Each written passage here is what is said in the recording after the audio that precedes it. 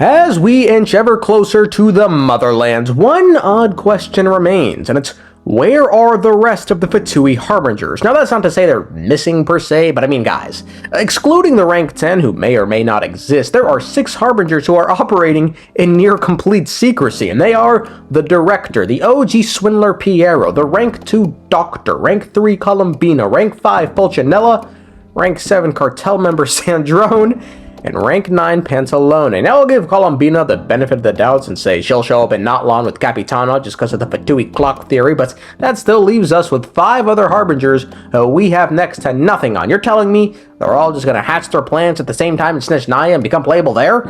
And now I will say, looking at how banners work in Genshin, the math does allow for them to all become playable during Snezhnaya, given we usually get about 8 to 9 new 5 stars a version, and given the only banner that's like ostensibly confirmed to happen during Snezhnaya is the Cryo Archons, we have plenty of room left over, although usually one of those new 5 stars is, you know, someone from Liyue during Lantern Rite, just because he...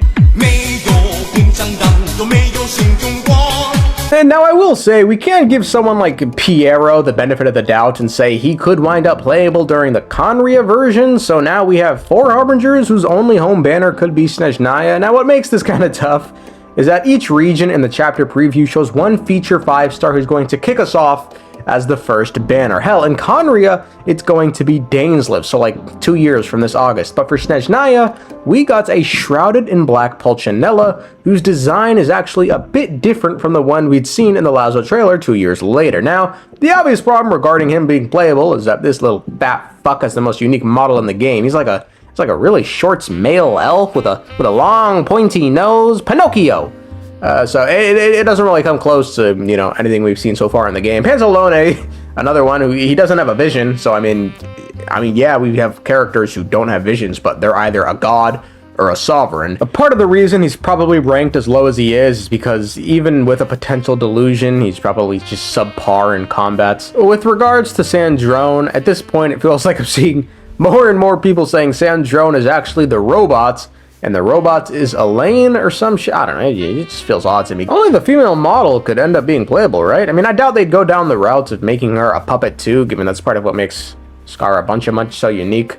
Plus, with Fontaine's story practically just being over now, and her playing only an indirect role in a side quest for it, it feels like that door is closed, but you never know. Unironically, Dottore, in spite of his fucking wickedness, has the highest claim to becoming playable thus far of these Lost Harbingers, given he has a model and a weapon type, which I mean I wouldn't mind. I mean, hey, I grew up playing Richthofen. You know, I'm here for it, dog. But with all that said, let's look and see what these Lost Harbingers have been up to. Let's start with the Doctor, who, despite not being playable, has unironically been more prevalent in the story than our most recent playable Harbinger, Arlecchino. Funny how that works. When last we saw Zandik, he was he was mucking about in Sumeru and was in cahoots with Scaramouche, who had officially gone dark after he received the Electro-Gnosis from Yaimika. Dottore was working with the sages of the Academia to complete the apotheosis of Scaramouche using the Gnosis. In the end, the experiments failed, and so thus, Dottore left Scaramouche for dead, but managed to nab both the Electro and Dendro Gnoses in exchange for his segments being deleted and providing information to Nahida about the truth of this world. Following this, he presumably returned to Zapoljarny Palace to hand over the Gnosis, and since then, he has not made another appearance, but soon, he will wind up playing a much bigger role in the story, given he's apparently fucking destined to burn Irminsul. Although, didn't he say this was the segment in the prime of his life? So, where's the segment in the prime of his life, then? He's busy with a little experiment in blasphemy. It seems like he's gonna have to do this himself now, given he should have no more segments remaining. Dottore's massive presence in the story thus far is in stark contrast to Pierro, who has done very little in the current narrative. Now, while he being, you know, secretive to us is understandable, he's also secretive to the other Harbingers, given all the voice lines thus far from the playable Harbingers just boil down to, we don't know anything about Pierro. Even Arlecchino, who's an expert in clandestine operations and information gathering, knows very little about Pierro. As the original Harbinger, much about him remains a mystery. Upon our first meeting, he recognized my background with ease. Yet, to this day, I know little about him. Now with that said, he hasn't been completely absent from the plots. Despite rarely attending gatherings, he did show up to Signora's funeral, and, and it's displayed why he's the head honcho of the Fatui, telling him to stop fucking around.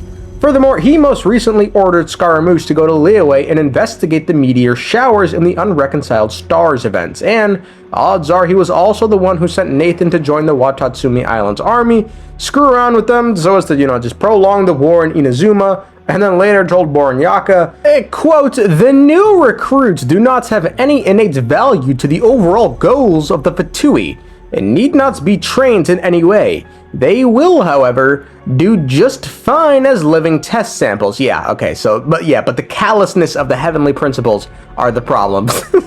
Bro, you can't make this shit up, dog. Anyway, chronologically speaking, Signora's funeral should have come after, which makes this, his attendance at the funeral the last thing he's done so far within the story. Moving on to Sandrone, she very recently was indirectly involved in a world quest in Fontaine. Given her fascination with machines, it shouldn't come as a surprise to anyone that she was the one ordering the Fatui in the area to seek Curve, a robot who cannot lie. Sandrone was intrigued by this idea and thus had Jenk and the boys check it out. But when Jenk wound up trapping us and Curve in an underground facility that was self-destructing, Curve sacrificed its life to save us, and when we reconvened on the surface, we learned Jenk's body was later found with him being brain dead and his tongue cut out, and a note inside his mouth, written by the Harbinger responsible for all this. The note was written with the intent of apologizing to us for all the recent happenings.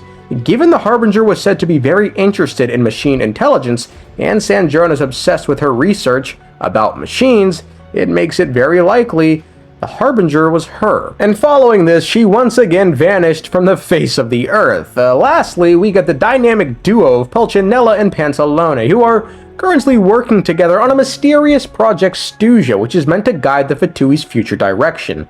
Outside this little collaboration, neither have really done anything to influence the plots indirectly or otherwise, which is probably why...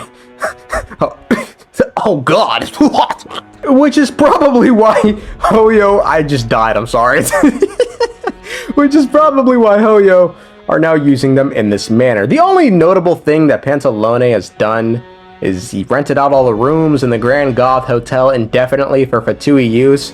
I won't lie, I swear he's actually the richest guy in all of Teyvat. I know officially it's Ningguang, but come on, we all know what's going on here. Just like how the richest dude on Earth officially is Bernard Arnault, but come on, we all know what's really going on here. Speaking of Pulcinella, literally the only thing fucking Pocahontas has done in the story thus far is move Victor from Mondstadt to Sumer after Signora's death, which, I mean, if nothing else, is very becoming of a mayor. Anyway, that's it for all the Lost Harbingers. So, I mean, we'll see eventually how they intertwine themselves with the narrative. I hope they don't just I hope Milo just doesn't just cram them in towards the end. But I mean, the game's the game, huh?